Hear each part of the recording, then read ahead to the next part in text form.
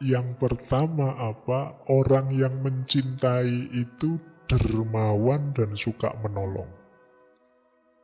Kata Maulana Rumi, dalam kedermawanan dan menolong, jadilah seperti sungai.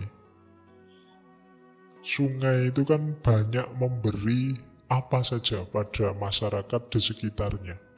Sungai sering jadi pusat sumbernya hidup. Kalau teman-teman belajar peradaban-peradaban manusia awal, itu biasanya dimulai dari pinggir-pinggir sungai. Karena di situ kuncinya hidup. Dia memberikan banyak.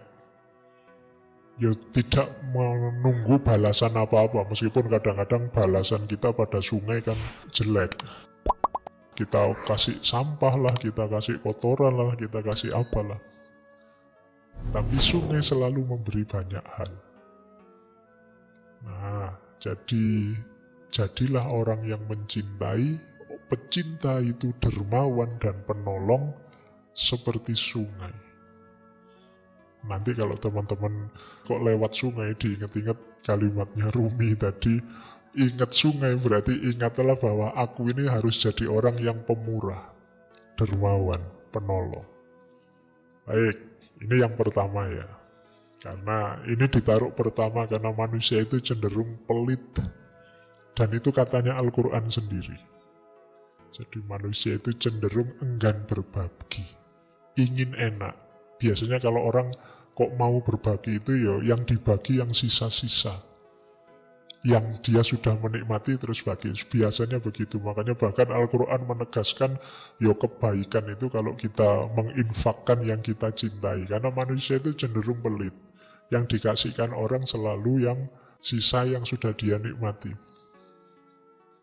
Makanya di banyak ayat itu Al-Quran kan nyindir kita, manusia itu pelit, manusia itu kalau memberi selalu yang jelek-jelek, sehingga terus ditegaskan oleh Al-Quran, lan tanalul birra, kamu tidak akan dapat kebaikan sebelum berbagi apa yang engkau cintai.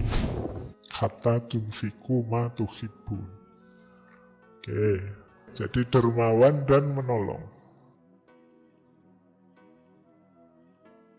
Yang kedua, dalam ketulusan dan kebaikan, jadilah seperti matahari.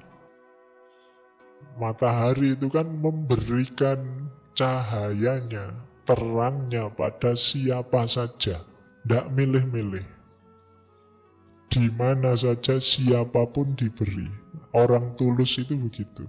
Kalau tulus kok milih-milih itu biasanya bukan tulus, tapi pamrih. Pak, saya ikhlas Pak memberi teman saya yang ini. Yang itu kok tidak diberi? Dia sering menyakiti hati saya kok. Berarti ini sebenarnya tidak tulus. Kamu milih kok. Yang menyenangkan kamu beri. Yang tidak menyenangkan tidak kamu beri. Jadilah seperti matahari. Siapapun diberi. Jadi tidak pilih-pilih. Nah, jadi para pecinta itu tulus. Simbolnya ketulusan itu matahari. Jadi selain jadi sungai, ingatlah matahari. Jadi kalau besok pagi jalan-jalan keluar terus kena matahari, sadarilah bahwa aku dalam hidup ini harus tulus. Tanpa pamrih. Matahari tidak pernah minta imbalan. Kecuali matahari mall ya, kalau kamu kesana ya butuh, kamu harus bayar. Baik, jadi pecinta ciri keduanya tulus. Ciri ketiga, pecinta itu memaafkan. Dalam memaafkan, jadilah seperti malam. Malam itu maksudnya gelap, pekat. Sudah tidak ada apa-apa, tidak lihat apa-apa lagi. Jadi kalau kita sudah memaafkan orang, ya sudah. Anggap semuanya sudah tidak kelihatan. Jadi anggap semuanya sudah lenyap. Kayak kalau malam itu kita sudah tidak bisa lihat apa-apa lagi sudah. Nah, tidak boleh ada sisanya apapun. Pekat seperti malam. Kan sering kita itu memaafkan tapi ingin sedikit-sedikit membalas dendam. yo sekarang saya maafkan, tapi nanti mesti, ya itu sebenarnya belum memaafkan. Saya maafkan sih, tapi yo hukuman Allah tidak akan, sama saja. Jadi kalau memaafkan seperti malam, sudah gelap kayak kita mau tidur, lampu mati ya sudah tidak lihat apa-apa, tidak ingat apa-apa lagi, terus tidur. Jadi kalau memaafkan seperti malam, nanti kalau mau tidur malam hari, sadarilah bahwa wah ini malam ya, aku maafkan siapapun yang punya salah tadi pagi, kemarin, dan seterusnya.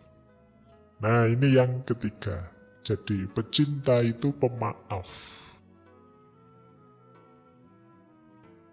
Yang keempat, dalam kemarahan, jadilah seperti mayat. Ya manusia itu yang normal memang kadang-kadang marah, kadang-kadang tidak berkenan terhadap sesuatu. Tapi begitu kamu sadar sedang marah, jadilah seperti mayat. Mayat itu kan sudah tidak ngapa-ngapain lagi sudah. Berarti apa? Kalau sedang marah berhenti. Jadi jangan ngapa-ngapain. Kalau hadis itu kan kalau kita marah saat berdiri duduklah. Kalau saat duduk marah berbaringlah. Kalau berbaring kok marah wudulah. Bukan gulung-gulung muter-muter enggak. Jadi kalau berbaring kok malah wudulah. Sholatlah bila perlu. Jadi jangan memutuskan sesuatu melakukan sesuatu. Biasanya orang marah itu kalau melakukan sesuatu nanti disesali.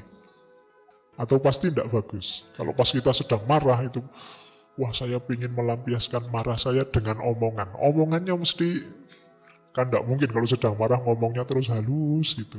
Saya ini sedang marah. Jadi kan tidak mungkin begitu. Jadi marah ya marah saja.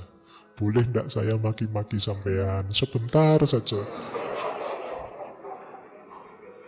Kan tidak mungkin begitu ya. 1-2 kata saja ya biar saya lega, boleh ya gitu. Oke, jadi tidak, kalau sedang marah yuk jadi kayak mayat. Yuk diam dulu, tidak usah apa-apa dulu. Nanti kalau tekanan darahnya sudah turun, situasinya sudah longgar, nyaman, itu baru memutuskan sesuatu, melakukan sesuatu. Termasuk pada siapapun yang kita cintai. Jadi kadang-kadang kita tidak cocok, rame, gegeran, marah dengan yang kita cintai. Mungkin saudara kita, anak kita, siapa saja.